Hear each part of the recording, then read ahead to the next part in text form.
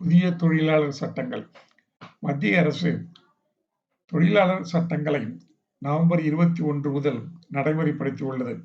இதற்கு முன்பிருந்த 29 தொழிலாளர் சட்டங்களை ஒருங்கிணைத்து புதிதாக 4 சட்டங்கள் இயற்றப்பட்டுள்ளன. புதிய தொழிலாளர் சட்டங்கள்: 1. ஊதிய சட்டம் 2019, அதாவது கோட் ஆன் வேஜஸ் 2019. 2. தொழில் உறவுகள் சட்டம் 2020, இண்டஸ்ட்ரியல் ரிலேஷன்ஸ் கோட் 2020.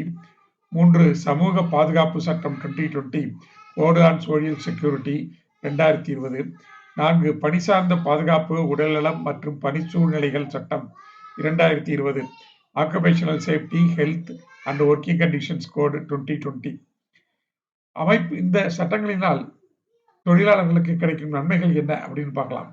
அமைப்பு சார்ந்த மற்றும் அமைப்பு சாராத அனைத்து ஊழியர்களுக்கும் குறைந்தபட்ச ஊதியம் கிடைப்பதை உறுதி செய்கிறது. அதாவது மினிமம் வேஜஸ் எல்லாருக்கும் கிடைப்பதற்கு வகை செய்கிறது.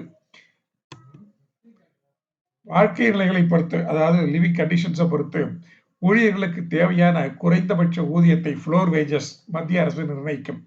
இந்த ஃப்ளோர் வேஜஸ் மத்திய அரசு நிர்ணயித்த பிறகு எந்த ஒரு மாநில அரசும் இதைவிட குறைந்த அளவாக மினிமம் வேஜஸை நிர்ணயிக்க முடியாது. ஆனால் இந்த ஃப்ளோர் வேஜஸை ஒவ்வொரு ஜியாகிரபிக் ரீஜனுக்கும் ஒவ்வொரு மாதிரியாக மத்திய அரசாங்கம் நிர்ணயிக்கலாம்.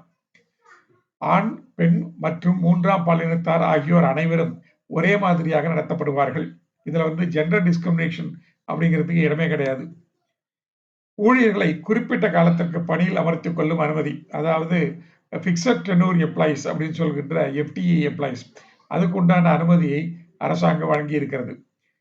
ஓராண்டு காலம் பணிபுரிந்தவர்களுக்கும் பணிக்கொடை வழங்கப்படும். அதாவது இந்த கிராஜுவிட்டி அப்படிங்கிறது முன்னாடி எல்லாம் 5 ஆண்டுகள் பணி புரிந்திருந்தால்தான், தொடர்ந்து பணிபுரிந்திருந்தால்தான் கிராஜுவிட்டி கொடுப்பார்கள். ஆனால் இப்பொழுது அது ஓராண்டு காலமாக குறைக்கப்பட்டுள்ளது.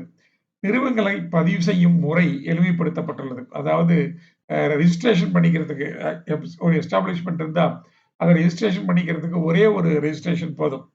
ஊழியர்களுக்கு இலவச உடல்நல பரிசோதனை கட்டாயமாக்கப்பட்டுள்ளது. அமைப்பு சாராத தொழிலாளர்களுக்காக சமூக பாதுகாப்பு நிதி ஒன்றையும் உருவாக்கப் போகிறார்கள். இவையெல்லாம் இந்த சட்ட திருத்தங்களால் மக்களுக்கு கிடைக்கின்ற நன்மைகளாகும்.